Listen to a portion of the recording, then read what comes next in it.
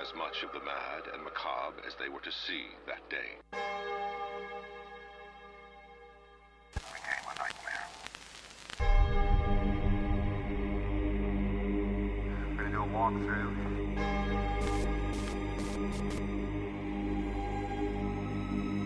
Over 1,300 pieces of evidence were collected from the crime scene.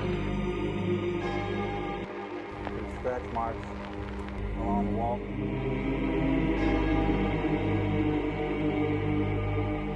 There was no doubt something paranormal was going on. And for that exact reason, I'll continue my research to drive away the darkness. Welcome back to ASAP Radio. My name's Ben Robison, and also welcome to the new year, 2014. Tonight's episode is going to be rather different than what you've ever heard before on my show.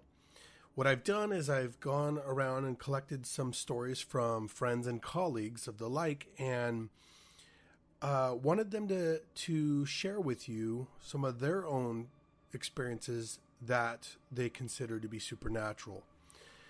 The difference in this format, though, will be that in this particular episode, I will not be interacting with my storytellers. You'll just be hearing from them in first person, and they'll go ahead and tell you their end of the story, and then I will move on and introduce the next guest, and so on and so forth. So what I'd like to do is go ahead and roll into my first guest. His name is Casey Gordon. He's a 39-year-old man out of Boise, Idaho. He's been doing mining pretty much all his life. He's currently a mining safety officer. And without further ado, we'll just go ahead and roll into his story. Enjoy. They're here.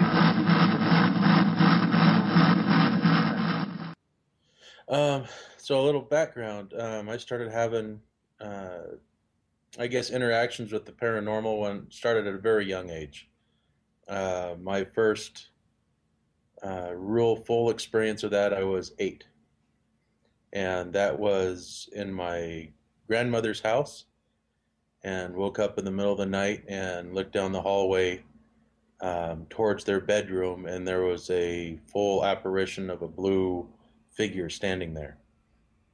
And it was quite surprising. It scared me very bad.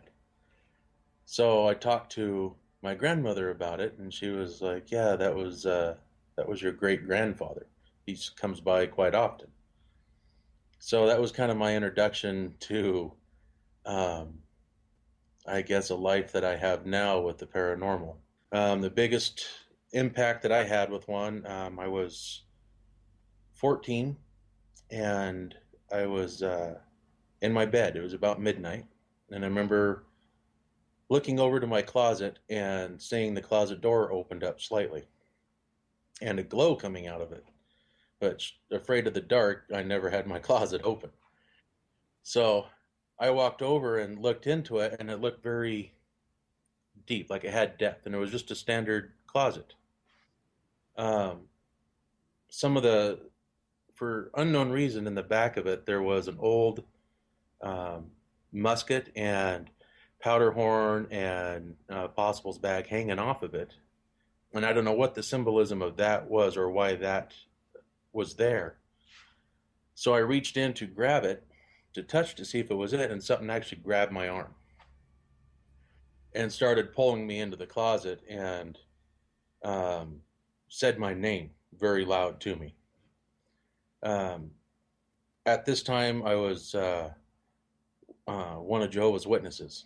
So this was a very profound experience that shouldn't happen. And it had, in a very loud, deep, and very audible voice, was calling my name. Well, at this point, I was pulling as hard as I could to pull myself back out of the closet. Had done what I was taught, which was to call out the name of God, which I had been told or taught, and woke up in my bed. Well, I was thinking, well, this is just a lucid dream. This is just a fantasy that I had. I had 4 locks on my door. into my bedroom that were locked from the inside. You couldn't get into my room any other way than through my door. Well, when I came to in my bed, my father was standing over me.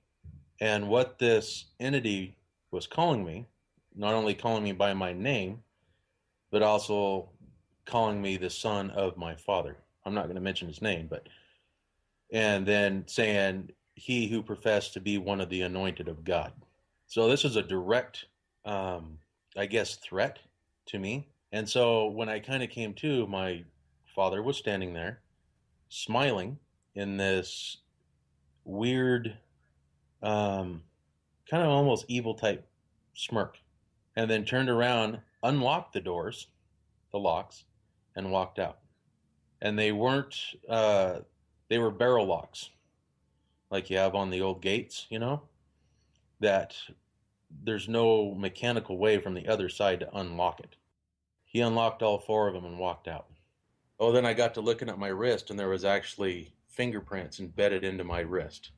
So, not getting confirmation from anybody, they just wanted to kind of sweep it out from underneath the rug, you know, keep it quiet. You've had some experiences. My family life growing up was very traumatic. Father, mother, not very into a lot of drugs, so there was always that disruption there. So as I got older, I wanted to see what was actually coming after me. I've had experience with peaceful entities like my great-grandfather, and I've had experiences with dark energy like what grabbed me in my closet. But no in between. There was no confirmation that it was all good or it was all bad. I didn't understand what was going on. And then we fast forward to 2011, and I had an opportunity to work at a mine site up in Oregon. And while staying at this mine site, it was an old mine. It was shut down in the late 1890s. And a very good friend and I were camped at the 8,000 foot level. And just had opened up this portal to this mine, had our tent there, and bedded down for the night and started hearing my name being called, which is kind of odd. You know, most people, they say, oh yeah, sometimes I hear that just because of resonance in your, the background noise in your head, you know, you can sometimes hear your name. And so I didn't think anything of it. And then I heard my name again. Well, I thought I was the only one that was hearing this. And it happened that my friend who was in the cot, you know, 5 feet from me in the tent, asked if I heard that as well. And so I was like, yeah, I just leave it alone. And tried to go to sleep. That continued for a couple days until I finally answered. And I got out of the tent. It was about midnight, full moon. And when I got out of the tent and looked towards the mine, there was an apparition of an old gentleman standing there. And as I looked at him and then looked at my surroundings, he was gone. Well, I went back in the tent and told my friend, I was like, you'll never guess just what I just saw. And he goes, did you hear your name again? And I said, yeah, I did. So as we were working in this mine, different things started happening. You could hear the old miners working with the tools, even though we were 4,000 feet underground. We were the only people there. You could hear the hammers hitting the steel, slight talking in the background. And so one of the guy that I was up there working with, we're clear back at the back of the mine. And I asked him, I said, well, let's just turn off the headlamps and listen. So it had complete darkness. And you could hear the tools working. You could hear slight mumbling in the background. And it was very interesting. So as we were walking out of that, because we were both kind of going, this is a little too much. Well, we were packing equipment out, and I was pulling a red wagon that had some gear in it, some lights and batteries and stuff in it. And the whole way back, I had this presence, or felt the presence behind me. And this wagon weighed about 100 pounds. And I turned to what felt like something was behind me. And in sarcastically, I said, if you're just going to stand there, go away. But if you're not, at least help push this wagon out. Well, the weight of that wagon probably dropped by 2/3 and was able to push it out. It was like it wasn't even there. And when that happened, I didn't question it. I never looked back. I just walked out. I had a half a mile to go, and it was pretty dark. So we went down to town. We got ended up finding what we were looking for, which is the gold, and got a bottle of alcohol for celebration. Well, I took it up to the mine to where my friend and I were staying, and had walked into the front of the portal, and there's always water coming out of it. It was pretty cold. And I put it just inside, about 10 feet in, and set it there. And I jokingly said, if you guys want any, feel free to have some, talking to the miners that I'd seen. Well, a couple hours had passed, and my friend goes, don't we have some, alcohol that's being cooled? And I'm like, oh, yeah, that's right. So I got back up out of the tent, walked into the portal, and where I'd set the bottle, it was gone. And we were the only two up here. The other 3 individuals that were up there with us were a quarter mile away, and there was only one way to get to this portal, and we were camped on that road. So I went back in and asked my friend that was with me, I said, did you move it? And he goes, no. Why? I said, because it's gone. And he goes, you mean we got to go look for it? And I said, I think we got to go look for it. So we put on all of our gear for going underground, and it ended up being about 60 feet inside the tunnel. And the top paper it was a bottle of Jim Beam is what it was. The paper had been broken on the seal, and the neck had been drinking down. And so we just looked at each other and walked out. We didn't say anything. And later that night, it was about 3 o'clock in the morning, I kept hearing my name being called again, and I was just ignoring it. And my friend finally turned to me. I said, are you going to answer that, or am I?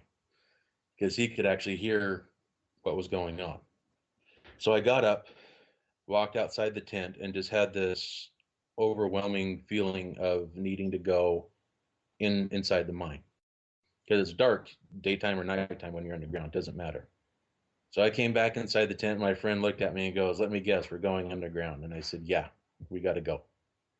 So as we were walking, we entered into the portal, walked in, and I was standing there. We're about 75, 80 feet in. And I just asked, I said, what are you trying to show me? What are you trying to lead me to? And didn't hear any response, so I was just like, forget it. So we just started like, well, we're here, might as well do some work. So I started walking past this, what they call a crosscut, which is a 90-degree cutting from the main portal. It's called the cross, or a drift. And literally felt someone turn my head. And so I looked at that and I had this feeling of like, oh, okay. And you could feel there was like someone calling you, come, come. So I got into this area that I'd gone through there before, but really never paid attention. And was standing there. I was like, all right, you brought me here. It's 3 o'clock in the morning. What do you want me to see? And literally felt someone's hands on my face, turn my head and point it to the upper right-hand corner of this drift.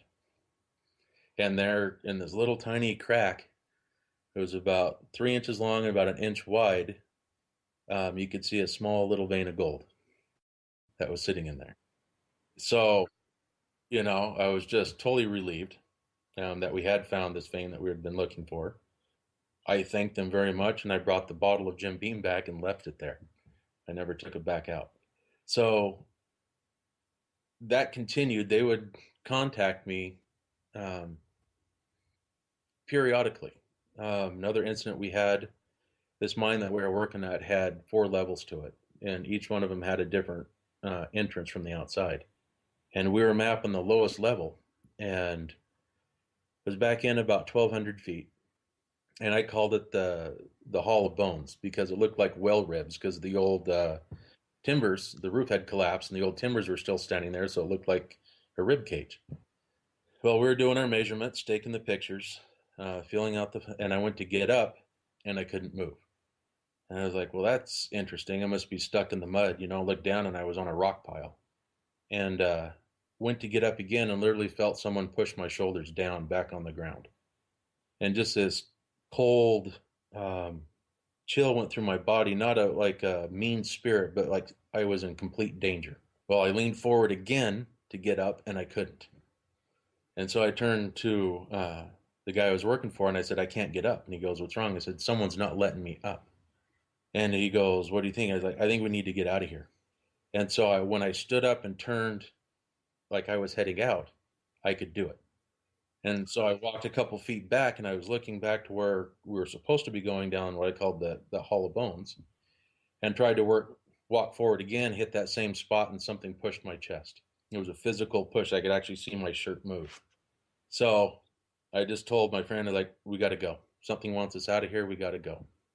Well, it was a day later, we heard a rumble and coming out of that lowest portal. So I went back in along with the two people I was in there previously, and where I was standing was completely covered with rock that had fallen from the roof. That whole area had been collapsed. So I took that as a sign going, okay, what I pushed away in my adolescence for some reason has come back, and didn't ask for it. Didn't really want it. It was something that caused a lot of problems when I was younger, just because of the fact of not understanding. Being young, you don't really have that understanding of what is going on. The difference between a dark entity and a light entity, and something that is there to harm and something that is there to protect. There's no difference of that when you're younger. There's no one that I could really talk to ask, going, hey, this is what's going on. Being raised as one of Jehovah's Witnesses at the time, you're taught that all spirits are evil. They come from the devil, Satan, or whatever, and to push those out of your life, don't ask for it. So, I didn't quite understand what was going on, and even today, I don't understand why they've decided to come back, allow me to interact with them. So after this whole mine experience was going on, went down to the B&B that we were staying at. And there's the family that lives there, awesome family. They put me up in one of the rooms. They call it the John Wayne room. And they were making jokes about how there's this entity up there that does certain stuff. I was like, yeah, those are just stories, And so I was staying there. I stayed 4 nights there, and felt something there, but would never come into the open. It always felt like it was hiding, just kind of peeking. And so one night I turned on my iPhone and I put the voice recorder on, and I started asking questions. This is about 3:00 in the morning. I asked, what is your name? Why do you want to hide? Why are you here? What were you, talking? Well, then I stopped it after about 5 minutes and played it back and really couldn't hear anything. And then I put my headphones on, and I literally sat there, and my friend said my face turned white. And then I let him listen. His exact words were, "What?" So my question is, what is your name? She came back and said, Grace. And I said, what were you? She came back and said, a nurse. And so the next night I went in there and just had this energy, overwhelming energy inside the room. I was tired. And so I said, Grace, I don't have time for this shit tonight. Just leave me alone. And I went to bed. Well, I'd put my clothes on the chair that was beside the end table, had folded my pants, set those there, put my boots on top, be clean. And during the middle of the night, I heard this noise like something had dropped or had fallen. Well, I turned the light on, looked around. There was nothing that I could see that had fallen in my room, but the door was open. I was like, oh, the door must have popped open, and that's what I heard because it's an old building. It's over 100 years old. Well, the next day morning, I got up and went to get dressed and was looking for my boots.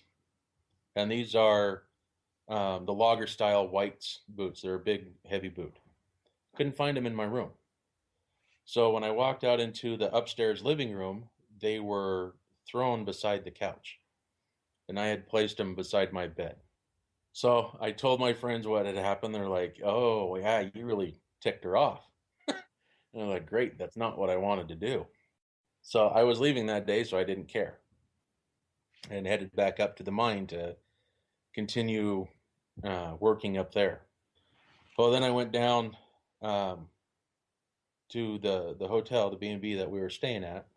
And when I got into the driveway, I could feel that presence of Grace. I mean, just this, like someone was very highly irritated with me. And so when I got upstairs, I said, hello, Grace, how are you? And I said, it's nice to see you again. I'm going to be sleeping in here tonight. So if you would like to talk later, I would love to talk with you. But I have to go to dinner. I was talking to her like she was actually there. So later that night after dinner and all that was done, I went back upstairs, got ready for bed again, laid in bed, and I said, good night, Grace, and turned the lights off, and literally felt the spot in the mattress beside me compress, like someone had laid down beside me, and actually felt the warmth of someone there. And it wasn't a scary feeling or feeling of doom. It was a very kind feeling. So now when I go back up there, I make sure to acknowledge her, because the few times that I haven't, she's letting me know that that's not acceptable. So that's kind of been what's going on with me. Okay, there you have it. Riveting tales from Casey Gordon. He actually shared quite a bit of stories, just in the essence of trying to make sure I could fit in, other stories from other friends and colleagues. I had to, choose the best one out of all of that. But I could, if I wanted to, I could have made a whole segment just on Casey's experiences. They were very, very intriguing, and I found myself wrapped up in listening all along. We literally talked for about 2 hours, so I appreciate his ability to share that and willingness to. So now we'll move into the next guest. Her name is Jenny Patrick. She's a colleague of mine and friend, of course. And she lives here in Portland, Oregon. She's 37. She's an administrative assistant at a medical clinic. And her story is a very personal one. So I'm very appreciative of the fact that she was willing to share something so personal. So here's Jenny's story.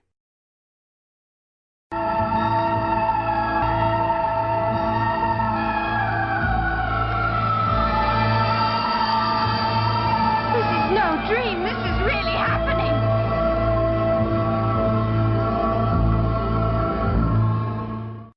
My name's Jenny. I've been interested in the paranormal for a very long time. I'll go into my very first experience, which isn't the main one I'm going to relate. But when I was about 9, I saw a shadow person. I was walking past my parents' room, and there was a shadow man standing in the middle of the room, and I saw it the same time it saw me, and it lunged at me. I screamed and ran, and that was that experience.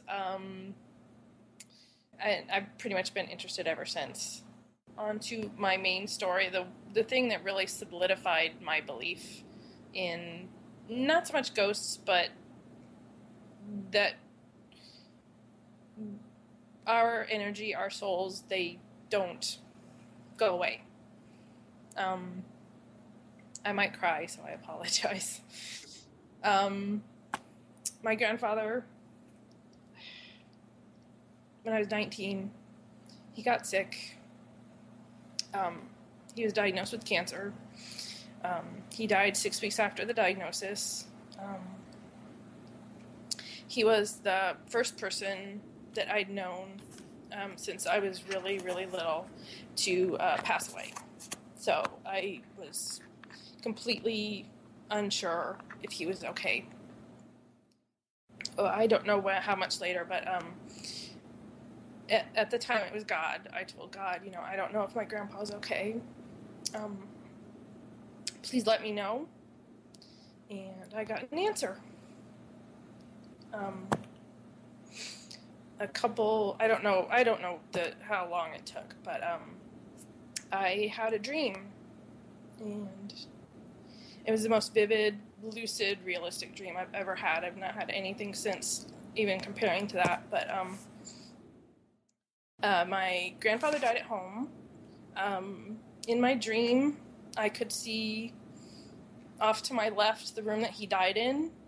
That doorway was black, dark. There was nothing behind that door. And I'm looking at the door, and he walked out through that door. He walked out of the nothingness and into the room I was in. And he walked over to the closet, and I kind of followed him to the closet, and then I looked past him because I could see the front door as well from where I was in the room, and the doors were reversed. The screen door was on the inside of the house, and the wood main door was on the outside, and they were both open. And there was this beautiful white light and a sense of expectation and waiting and love behind it. And I looked away from that and back to my grandfather. He was looking at me, and he smiled, and he winked, and he was wearing a fedora. I'd never seen him wear a fedora before, but he used to, back in the 40s. And he wasn't old anymore. He was about 30, and he looked really good and really handsome, and, he smiled at me, he winked at me, and then he walked out the front door. And, I knew then that he was okay. I've had a couple, nothing anywhere near as intense. When my grandmother died in 2006, she and I had a little thing when I was a little girl where I had to help her wash the dishes. It was just, I insisted on it. I even had my own special dish towel with her. The night she died, I couldn't sleep. And I was lying in bed with all of my cats around me, and suddenly from where I kept all my dishes, they all started rattling. So I like to think it was her. So that was Jenny's story. Her experience, undoubtedly was very, very impacting and very genuine, and, really helps just kind of pound it in how important these experiences are to us, and that even though sometimes we're in doubt and that we question the state or the wellness of the individuals that we've loved and known that have passed on, that sometimes they can show back up and give us that confirmation that everything is okay. So again, I can't thank her enough for sharing that. And at any rate, we'll go ahead and move back into the next guest that I have on the show is going to be Annie Locks. Annie is a friend of mine who I met through a good buddy of mine, Jay Verberg, from the show Ghost Mine. Annie and her husband Adam have recently relocated from California up to Forest Grove, Oregon. Annie's going to share with us one of her experiences, and we'll take it right from there. Tiptoe through the window, by the window, that is where I'll be. Come tiptoe through the tulips with me. Hello everyone, my name is Annie Locks, and I'll be sharing one of my paranormal experiences with you. Back in 2008, summertime in Redding, California, which is Northern California, which is just about 3 hours north of Sacramento, I had been really into photography, and I had this friend who was just getting started, and I had been doing it for a couple years, and my friend really wanted some help getting like what angles would be good and locations and lighting and all that stuff. And so I told her that I would help her out and take her around, give her some tips. I would take pictures of her, she'd take pictures of me, kind of a thing. So I was asking her if she had any locations that she had in mind, any cool spots or anything. I was kind of open for whatever. And she had this tunnel in mind, and she was telling me about it, and I had never heard of it. But the way that she described it sounded awesome. She said it's this long tunnel. You kind of have to walk a ways to it. It's a public trail, so anyone can go to it. A lot of people bike around it or go on walks. It's just like a dirt trail, kind of off-roading style. And she was saying it's this fairly long tunnel that is completely covered in colorful, like super awesome graffiti art. And we decided to go there. So it was a hot summer day, like super hot. And if you know Northern California in the summertime, it is ridiculously hot and muggy and nasty. And we decided to go midday, which is even worse. It's just disgusting, just the sweat, and it's not comfortable at all. But we go there anyway, and we go it was on a weekend, so there's other people out and about and stuff. But we park, and the gate where some people could drive through, like you could drive through, but this time the gate was closed. So we had to park in front of the gate, and we walk past it. And it's a pretty long walk. I mean, I'm sure it's not that long, but because it was so hot outside, it felt 10 times longer than I'm sure it was. But on the way, as we're walking, she asks me, she's like, do you want to know the story behind this tunnel? It's kind of scary, kind of creepy. And I was like, no, because I don't want to be like scared to go there. I want to go there, do our shoot, take pictures, and then you can tell me the story later and then go, dude, that's pretty scary, you know. So I tell her, don't tell me anything, please. But she decided to kind of warn me. We're about halfway there, and she decides to warn me. She's like, so I've taken a bunch of my friends out here and done shoots, and I've been told that there are homeless people that will camp out here and stuff. And she's like, if we come across any homeless people, I don't really want to be there. I'd like to turn around. I was like, dude, I'm totally fine with that. I don't really want to be around homeless people. I mean, not like all homeless people are bad, but in this town in Redding, it's pretty sketchy for two girls to be by themselves. Yeah, it's just, it can't be good. So we both agreed that if we come across a homeless person or some sketchy dude, that we would turn around and leave. Not a problem. No questions asked. So we're just talking and shooting, just convo, whatever. On our way there, we're getting closer to it, and you can see from, I don't know, a good 30 feet away, the entrance of the tunnel. And it's a pretty tall tunnel. It's a cement, just in the middle of the mountain. And it's amazing. The graffiti is super awesome. There's like these orange flames that are coming out of it. It just looks so cool. It's so colorful. And I was getting excited. Well, we get to where it's about, I don't know, maybe 10, 15 feet away.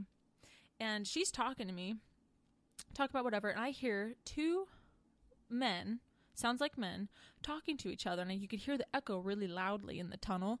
And I kind of start to panic because I'm thinking, oh, shoot, there's a homeless guy or some creepy guy in there and we're gonna have to turn around and leave. Like, I was actually, my heart dropped and I was kind of disappointed. Like, oh man, dude, there's people in there. We're gonna have to turn around and leave. Well, I kind of start to slow down because I'm thinking she hears these voices too. Like, they're pretty loud, and I couldn't really make out what they were saying, but I slow down and I'm thinking she hears them too. I'm totally thinking she hears it, but she just keeps talking and going on her way, and we're walking. I'm like, all right, so if she's okay with it, then I'm okay with it.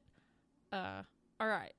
So I just keep walking along with her because I feel like if she's okay, I'm okay. Everything will be cool. We're getting closer to the tunnel, and I'm still hearing these men talking to each other. I still can't make out what they're saying, but they're having a conversation. Two men, talking back and forth in the tunnel. It's pretty loud. We get right up we're getting really close to the entrance. I kind of speed up because I'm like, dude, I want to see who these people are, before they see me, or I just want to make sure I find someone so I could spot them, so I know that they're there. Well, I kind of speed up, and I'm like, oh, I'm excited to see the entrance of the inside of the tunnel.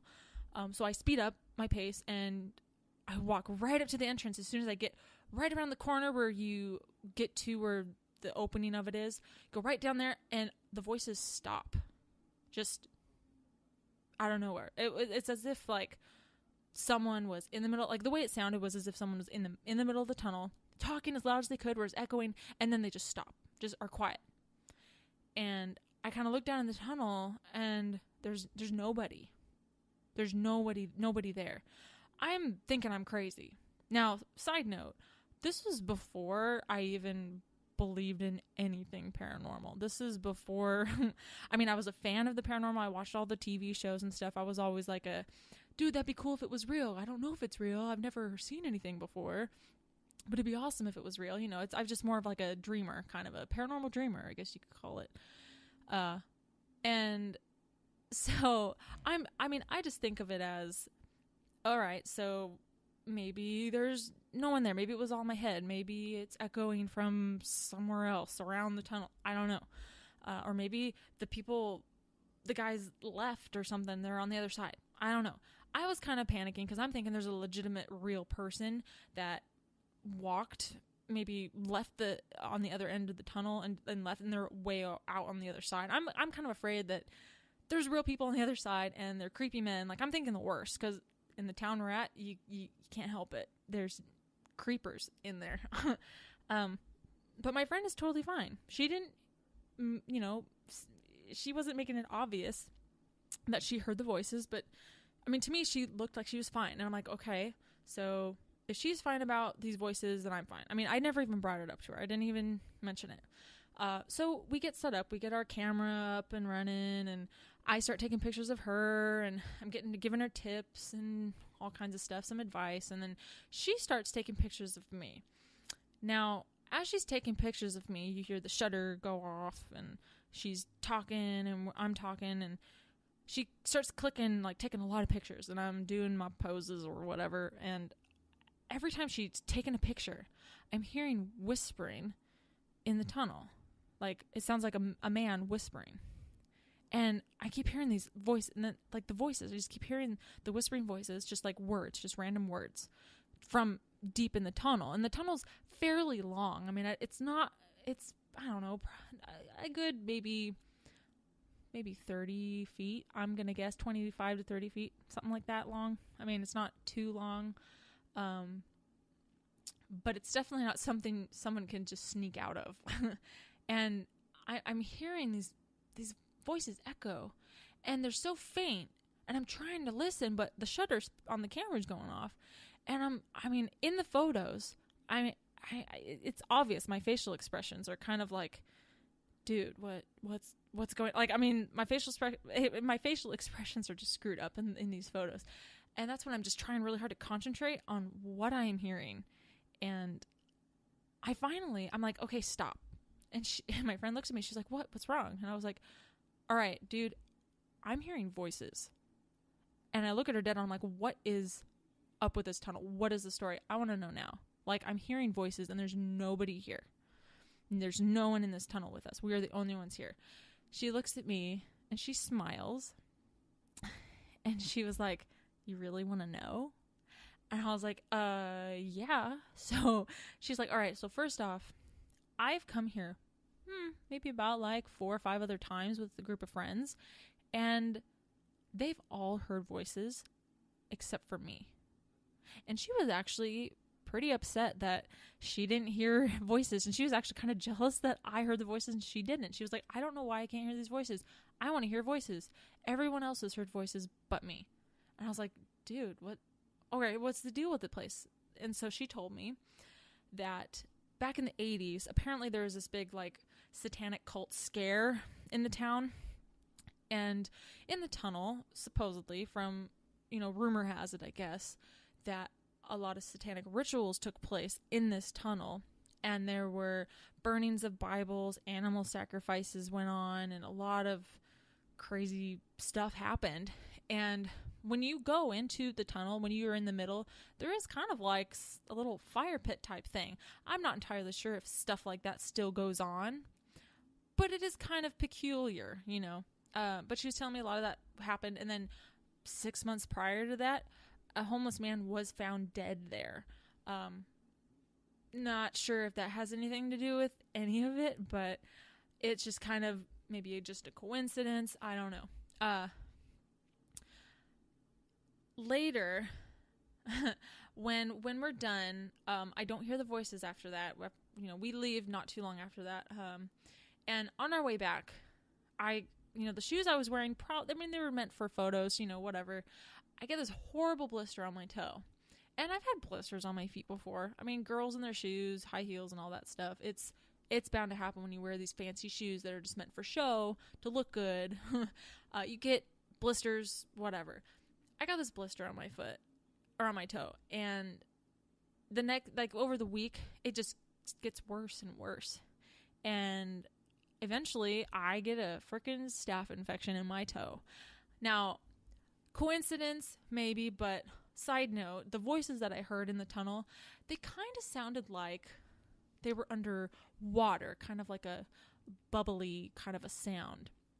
Now, every time since then and after, every time I've heard voices that sound like they're muffled or underwater, something bad always happens, or something just negative. It doesn't mean like something really horrible, just something not good happens after every time I've heard these voices. And this was one of those times where I got a staph infection. I had to go to the doctor, get on antibiotics and all that. It could be all coincidence. Just ironic enough how it all happened in the same kind of time frame. But it's just ironic how this horrible thing happened after this tunnel.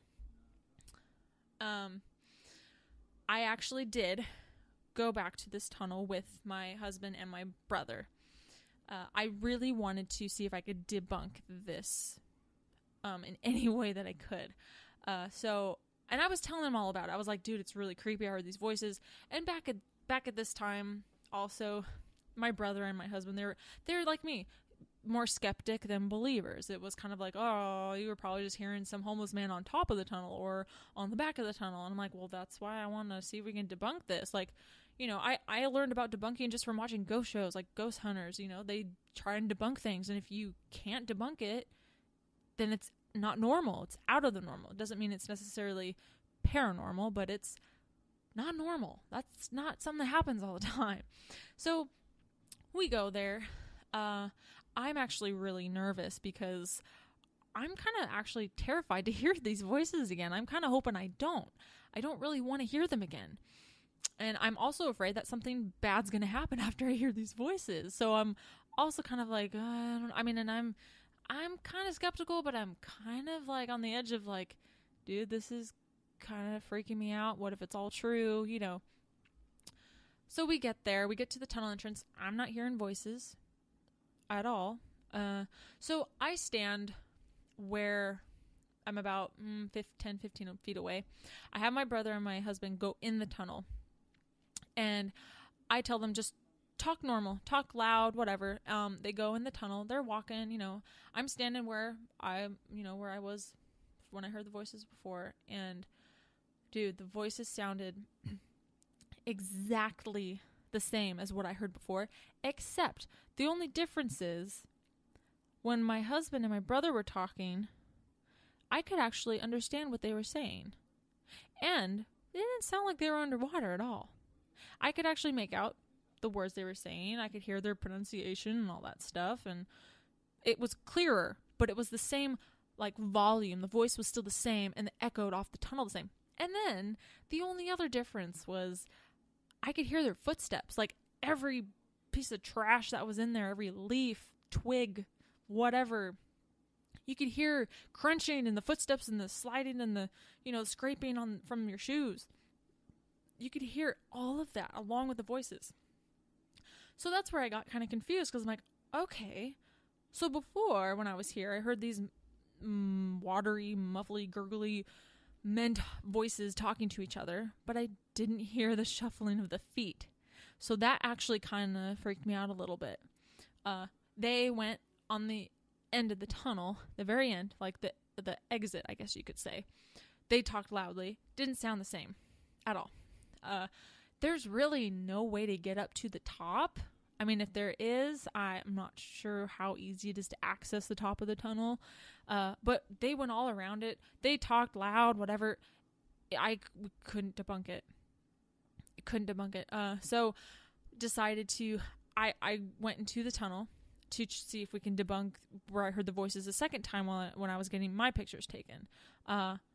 And it's the way we got it to sound exactly the same was when my brother and my husband were standing in the middle of the tunnel, and they were just kind of just quietly talking to each other. That sounded exactly like the lower kind of just whispering voices that I heard while she was taking my pictures. The only difference was, again, I could actually kind of make out what they were saying. The voices I heard the first time was kind of watery, whispery, could not understand them.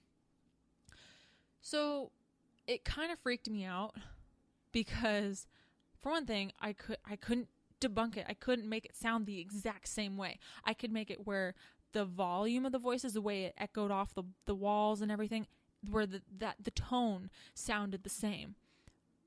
But I couldn't make it exact. So I knew where the voices came from. They came from the middle of the tunnel. They came from inside. And that tunnel echoes like crazy. So I knew that the voices that I heard the first time came from the middle of the tunnel. But there's no way it could have been an actual physical person. Because there's no way to sneak in and out of that tunnel or not make a single noise with all the leaves and the trash and the branches and stuff that's in that thing. So I was kind of freaked out, to be honest. I was really freaked out. And after that, I was like, dude, all of these ghost shows that I watch, this stuff is real. I mean, that was kind of my like profound moment of like, EVPs have got to be real. Like, I've heard these voices. I mean, this is the first time I've ever heard voices like this. And I thought, it's real. Like, this was my moment of realization that there's something out there. Like, there's more out there than what we see physically. So that was like my big profound moment of like, holy cow, this stuff is crazy. And that actually kind of started my even more passion and fascination with the paranormal. And I continued to have more experiences after this one. And I guess you could say this one kind of jump-started all of my other experiences that I've ever had. Okay, that was Annie's story. Very great detail, and it helps, I think, for the listener to be able to really visualize the setting, the experiences that took place, how it, affected Annie as well as impacted her. So thank you very much for sharing that with everyone. So now I'm going to go ahead and roll into our last guest. His name is William Becker, a good longtime friend of mine. He is the co-founder and organizer for the Oregon Ghost Conference, as well as a historian in Oregon City, where he lives, as well as also runs part of the Northwest Walking Tours. So here is William's story. It doesn't.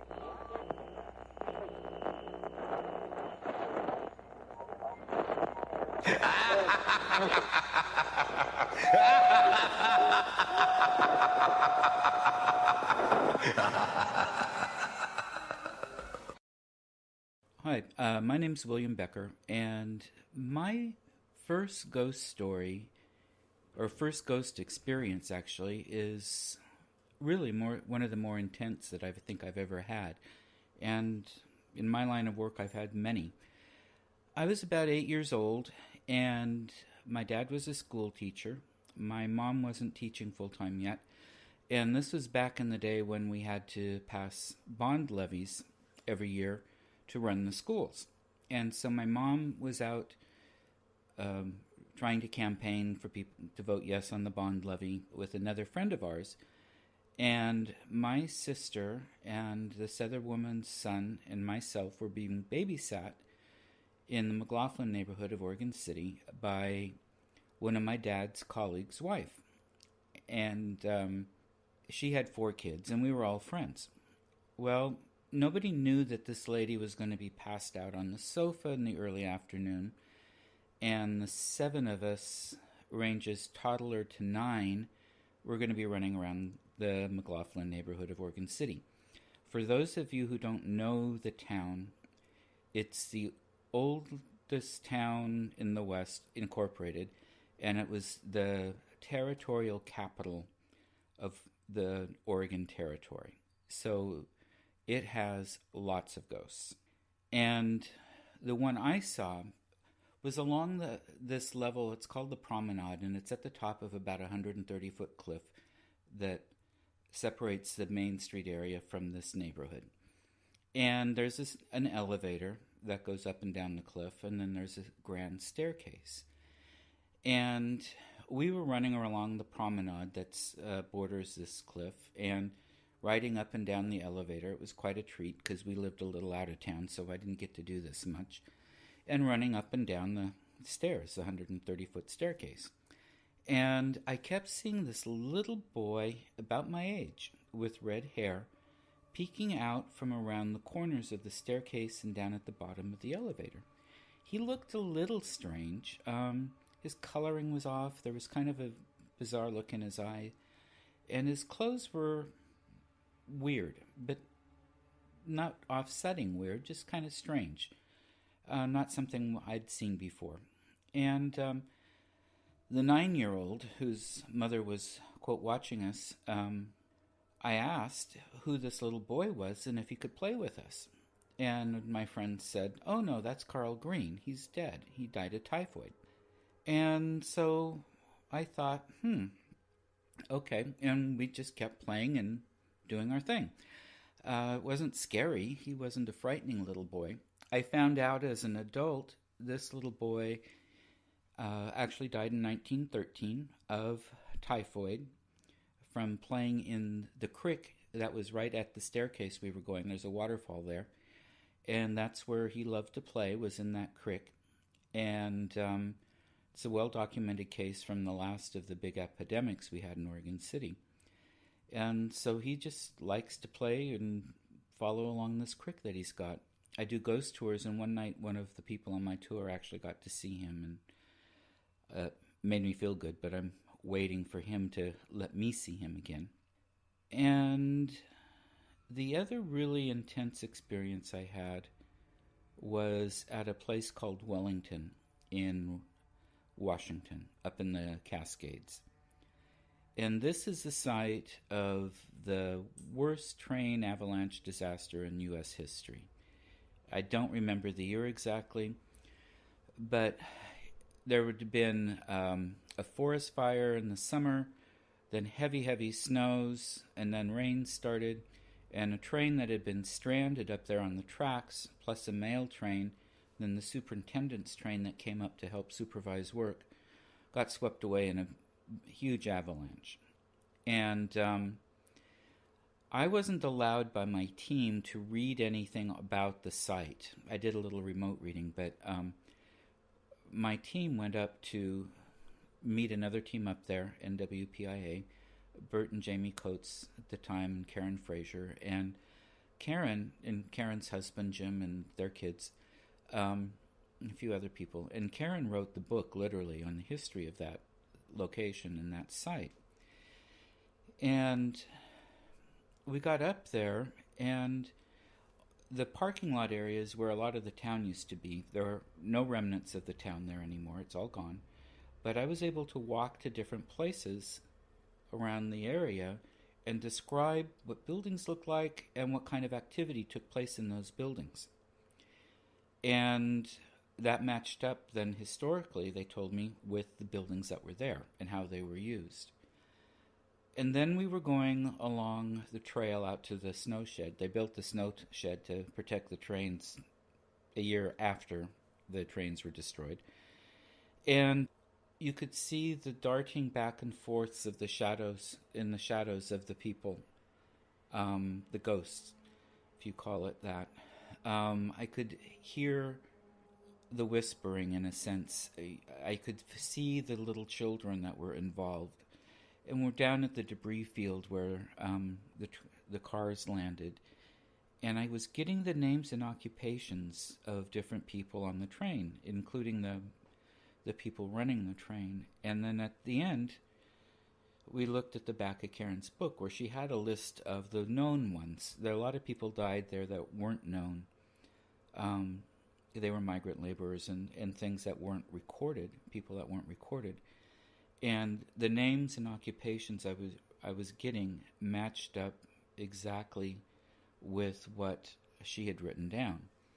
So that was one of the big turning points for me, really, when I could say, yes, I can do this work. It's really pretty fascinating. The place is really intense. It's dark unless it's a starry night. My fear always is more about the living out there in the middle of the night.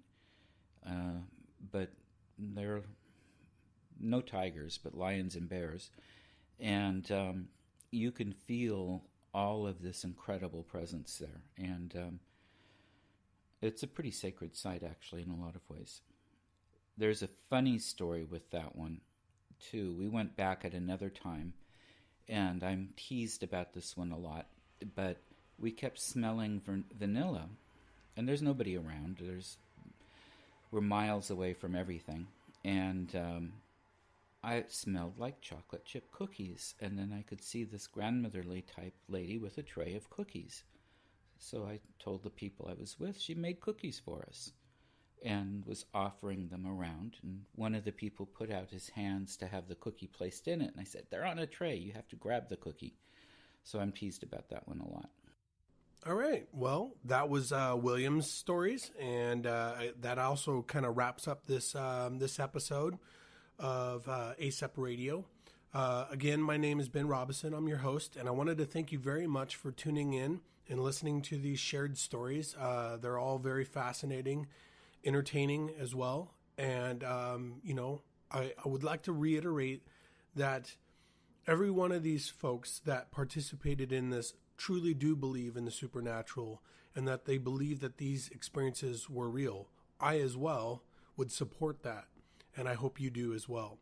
At any rate, thank you again.